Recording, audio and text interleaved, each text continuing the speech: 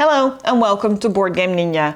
Today we would like to show you mind management, in which one player is a recruiter for MGMT, a global organization that averts pandemics, diminishes world wars and tries to temper disaster by the power of the mind. The recruiter runs around the board hidden and recruits new agents from the shadows. The other players are rogue agents trying to stop the recruiter. They win by capturing him before 1600 hours. The recruiter wins by recruiting 12 agents or staying ahead of the rogue agents until time runs out. Mind MGMT is based on a comic by Matt Kindt about a schizophrenic world that makes you doubt your own mind all the time. The box, rulebooks, board and basically all components of this game are peppered with hidden secret messages that add to the flavor of the game. The hunt is on. Mind MGMT is for 1 to 5 players and yes, you can play it alone against an app, and it is for agents 13 years and older. One hunt takes a little over an hour, but as rules change in consecutive games, that will become a bit longer. The lonely soul that is the recruiter takes the screen, the secret map and a pen. The secret map is a small copy of the game board. The game board is divided into 42 squares, each containing 2 features. The only 2 squares without features are the 2 temples. All the features are displayed in the legend on the board. The features correspond with a deck of cards. On the opposite sides of the board you will find labels under which you can place the matching cards, like this. On these cards you will find the rules about, for instance, the step action. These actions may change from game to game and then you only have to replace the card. At the side of the board you will find the time track to keep track of the turns. This is the time token. Put it on the first space. Next we place mayhem tokens on the board. Mayhem tokens are uncrossable barriers. Starting with the recruiter, each player places 1 barrier on the map until 5 are placed. They can't touch each other or be on the edge of the board. The recruiter marks the locations on the secret map. The recruiter receives one of the mind slip tokens. A mind slip token enables them to make a jump to escape a dangerous situation. There are different possible jumps. The recruiter chooses one of the recruiter cards that describes the jump they can make in this game and places it behind the screen. During the game, the rogue agents will try to figure out which jump was chosen. Now, recruiter, time for your setup. Pick a starting location. Write down a 1 on your secret map in the space where you want to start. Mind that the rogue agents must start at the edges. In which spaces will you be able to contact agents? Shuffle the 16 feature cards and draw 3 in secret. These are the secret locations where your agents are hiding, waiting for you to contact them. Mark them on your secret map so you won't miss any of them. There are 12 wooden recruits for you to collect. If you manage to get them all, you have won the game. Now it is time to make your 4 initial moves. Take 4 step actions and note them on your secret map. A step action is where you move to an adjacent field, only straight and not diagonally, unless you enter or leave a temple.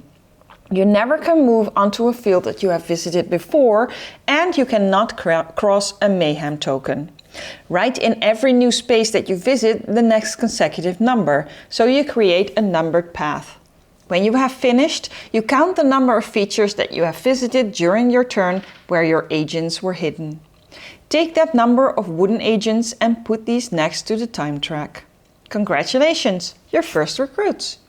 The last step for the recruiter is the placement of 4 immortals. Immortals are kind of helpers controlled by the recruiter. I say kind of since they also can give information to the rogue agents when caught in the fray. I will explain this later. Immortals can never be on a space with another immortal, and at the start you can't place them on the outside edge. Next is the setup for the rogue agents. Every player chooses one of the agents and as a group they control the leftover agents. They receive the 15 mental tokens and their ally, the Black Ops Dolphin. The mental tokens have 2 sides, a white one to write down suspicions and a green one to write down checked facts. The mental tokens are the only space where you are allowed to make notes, and they are limited in number, so take care. Each player places their agents at a space on the edge of the board. Together, the agents decide where to put the second mind slip token. It has to be placed adjacent to one of the temples. The last step of the setup is for the recruiter to draw 2 more feature cards. They are placed open under the Immortal Recruiting label. Whenever 2 immortals find themselves on 2 spaces with a matching feature, an agent is recruited. Take one of the wooden figures and place it on the features track. This feature is discarded and a new one is drawn from the pile. Now you are ready to start playing. The game is 1 recruiter against 4 rogue agents. A game round starts with the recruiter taking a turn and then 2 of the rogue agents. Next, the recruiter gets a second turn and the other 2 rogue agents finish the turn. It is the recruiter's turn first. The recruiter must take a step action. Note down on your secret map where you move to by writing the next number in the corner.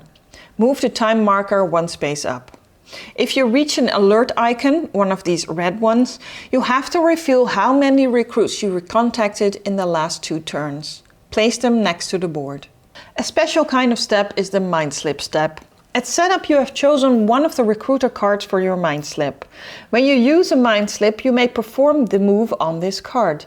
You must place the mind slip token next to the time that you used it in. Once during your turn, you can also move an immortal. They can move diagonally or straight lines. They can visit the spaces the recruiter has visited, and they can move to a space occupied by an agent. They cannot move through mayhem or a space with another immortal. You can move an immortal a second step by revealing a space that you visited. Be careful not to betray yourself. An immortal can, as I mentioned before, recruit an agent by occupying 2 of the same features at the same time with a colleague. But they do more. They also prevent a rogue agent from asking questions, revealing steps, or capturing the recruiter in the space where they are present. Now for the rogue agents. When an agent is activated, they may move up to 2 spaces, take an action, and use a free action ability or ally if applicable. You can do this in any order, but you have to finish one before starting on the next. Movement is restricted to straight lines unless you are moving to or from a temple. An agent cannot move through mayhem. There are 4 different actions available to rogue agents.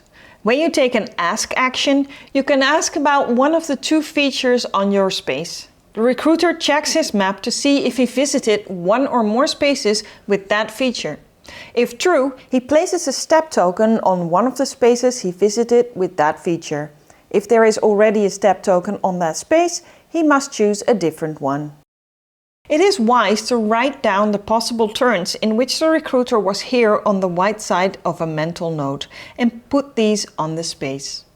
If he did not visit the asked feature yet, don't be disappointed. Often this provides even more information. Write an X on the mental note together with the turns that you know the recruiter was not there. The second possible action is the reveal action. You do a reveal on a space with a step token. The recruiter now must tell you on which turn he was on that space. Write it down on the green side of a mental note and put it on the space. Mental notes help you in your investigation. Use the white side to put down possibilities and reserve the green side for confirmations. There's a limit to the number of mental notes, so you need to recycle them when you run out. The third possible action is the shakedown.